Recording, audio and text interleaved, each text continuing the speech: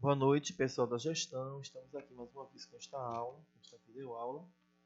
E eu quero desejar boa noite a todos os ouvintes e vamos aqui estudar um pouco sobre formação e desenvolvimento dos grupos.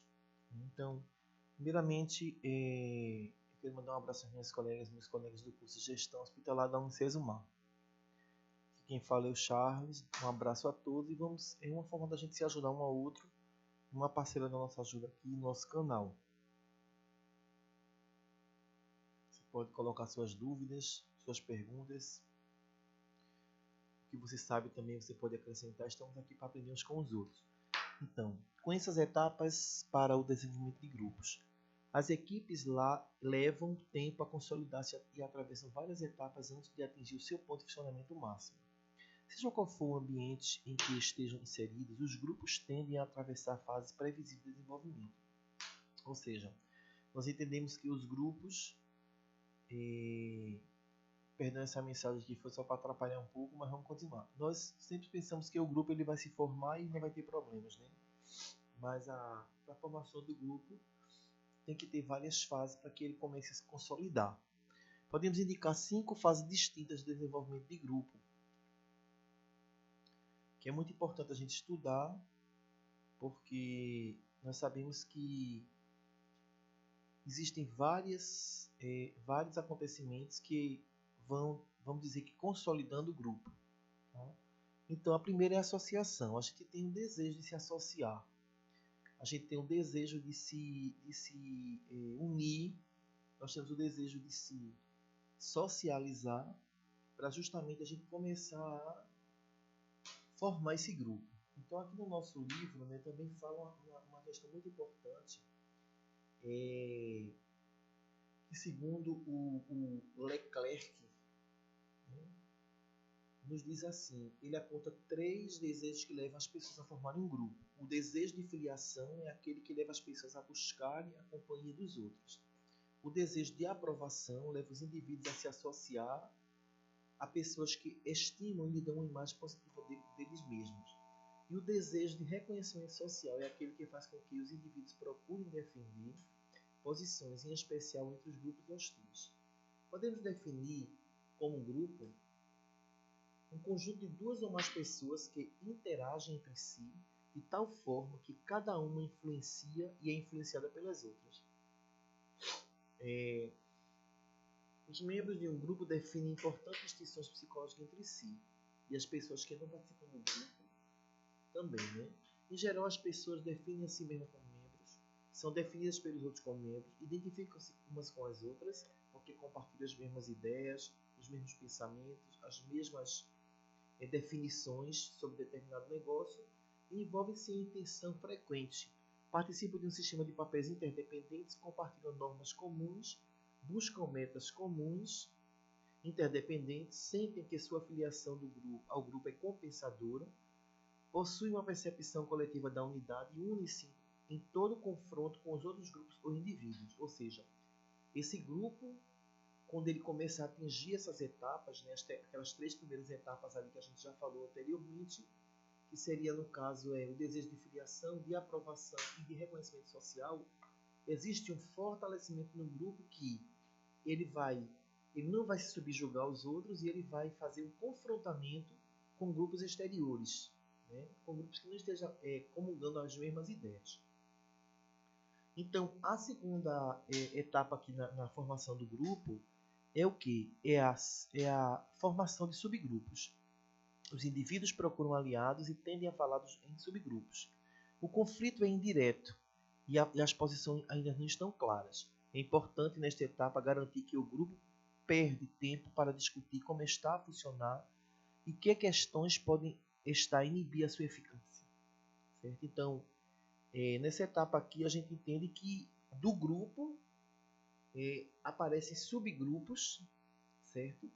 Que causam, na verdade, conflitos indiretos. Mas isso daí nos faz ver que estes subgrupos que são formados dentro do grupo é necessário que haja, porque consolida aquilo que já dizemos, que existem, nós estamos lidando com seres humanos, e esses seres humanos eles vão ter as suas falhas, as suas imperfeições, até o grupo, você vai ver lá na frente, até o grupo ele se consolidar realmente e partilhar as mesmas ideias, o mesmo pensamento e etc. Né?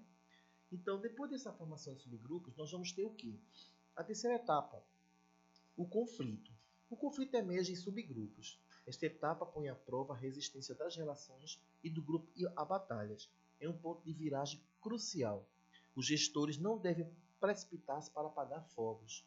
Devem mostrar aos membros o valor das diferenças e encorajar a expressão da discordância. Aqui nós começamos a entender que o papel do gestor nos grupos é de suma importância. Ou seja, o gestor ele tem que procurar ter cuidado com a posição que vai tomar, certo?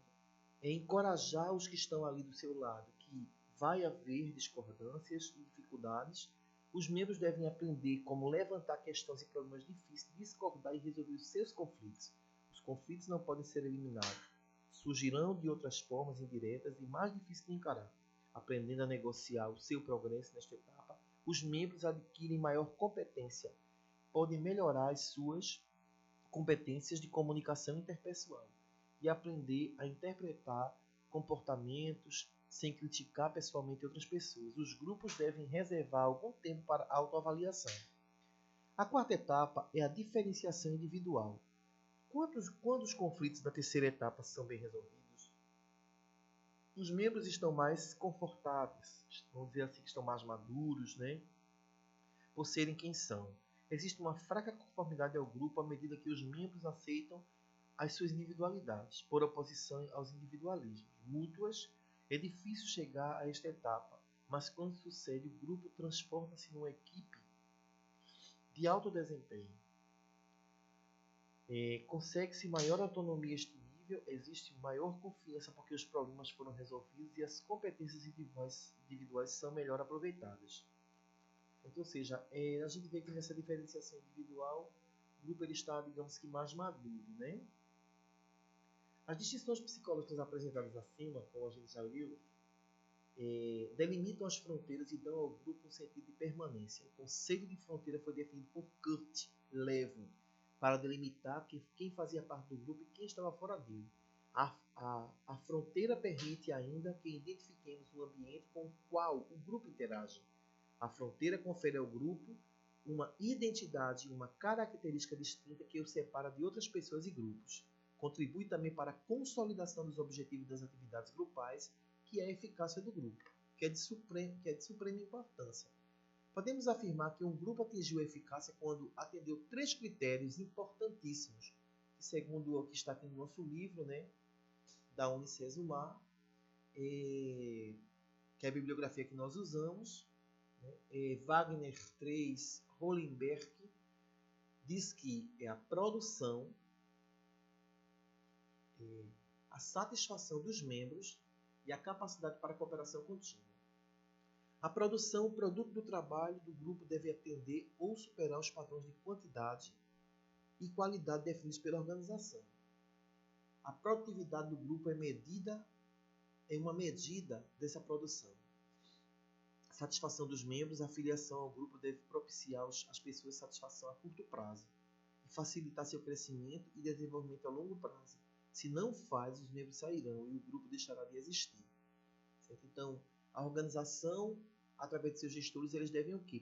Provocar, fazer acontecer o conforto, né, nos membros do grupo, como, por exemplo, encontros sociais, distribuições de prêmios, né, e outras modalidades que o grupo possa se sentir à vontade e ser bem acolhido. Né? Isso é comemoração dos aniversariantes do mês. Isso é muito importante para que o grupo esteja fortalecido. Então, na quinta etapa, que é a colaboração, a equipe trabalha coletivamente para resolver problemas e criar entre os membros na implementação. O resultado das sinergias é um todo maior do que a soma das partes.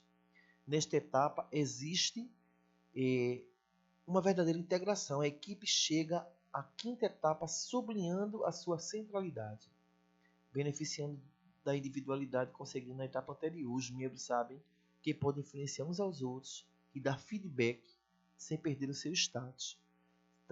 depois de alcançar essa etapa, é preciso um trabalho constante para manter-se nesse nível integrado e holístico. Ou seja, a colaboração é um fator importantíssimo para que o grupo cresça, certo? Olha aqui, a colaboração, não esqueça disso, é um dos fatores mais importantes, é a etapa mais importante que o grupo vai estar realmente maduro, porque ele vai entender o status do outro, ele vai entender o seu status, a posição do outro e a sua posição, e haverá, na verdade, um respeito entre as partes, certo? Vou deixar aqui no tema para a gente continuar o nosso estudo aqui, usando também o nosso livro também, né? E essas etapas, esse desenvolvimento de grupos é muito importante para o crescimento do grupo, né? A formação do grupo começou a ficar mais clara e a distinção entre os que vêm a ser um grupo de pessoas e um coletivo de pessoas. Tenho certeza que sim. Para aprofundarmos um pouco mais o nosso conhecimento, o filósofo Jean-Paul Sartre distinguiu duas realidades sociais, o coletivo e o grupo. Para ele, o grupo emerge do coletivo, mas o coletivo não é um grupo. O coletivo é um conjunto de pessoas reunidas em um mesmo local por relações interpessoais. É um coletivo, eles estão na presença um do outro e não se conhecem, até percebem um ao outro, mas não fazem questão de conhecê-lo. Trata-se de um campo social prático inerte, por serem relativamente independentes, cada um é estranho ao outro, sem se importar com o outro. Ou seja, quem é estranho está prático e sem se importar com o outro é inerte. O grupo, ao contrário, é um meio de ação comum. O grupo é a multiplicidade das relações existentes entre os indivíduos que dele fazem parte e das representações que eles fazem das relações. No grupo, cada indivíduo é ativamente responsável pelo projeto comum e a relação de comprometimento comum se estabelece. Cada um contribui de acordo com a sua capacidade e reconhece a contribuição um do outro como necessária. Nas organizações temos o coletivo e o grupo.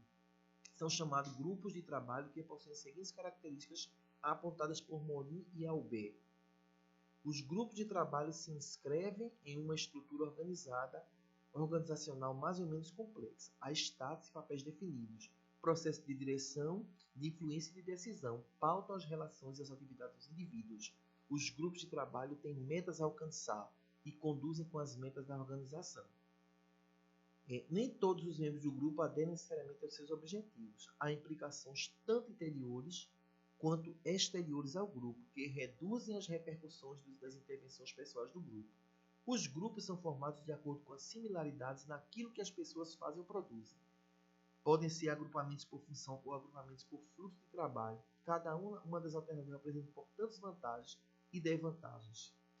O agrupamento por função, os trabalhadores são agrupados de modo que os grupos de trabalho consistem em pessoas com o mesmo conjunto de aptidões, conhecimentos e habilidades. Isso ajuda a integrar e a coordenar funcionários que executam tarefas similares.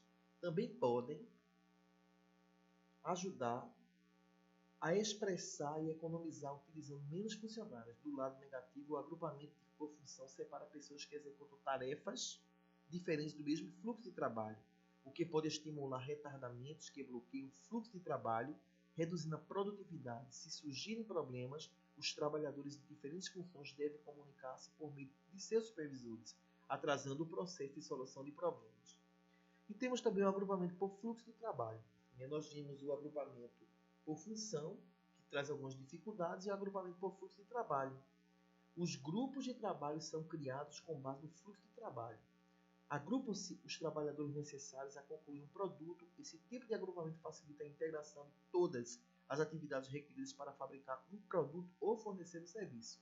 Os trabalhadores de um grupo podem coordenar suas atividades entre si para manter o fluxo de trabalho. O trabalho tende a fluir continuamente. Isso permite também que uma linha de montagem seja interrompida em caso de necessidade, sem afetar as outras linhas. Isso é muito interessante porque, na verdade, por esta formação, o grupo ele começa a crescer, né? Ele começa a se desenvolver, né? A mostrar realmente a sua organização, né? A diversidade de problemas que existem entre os personagens que estão naquele grupo e a eficácia do trabalho que está sendo desenvolvido no grupo. Então, isso nós temos aí realmente um papel importantíssimo no crescimento do grupo quando o grupo está realmente coeso, né? Mesmo que muitas vezes não comungue as suas ideias, né?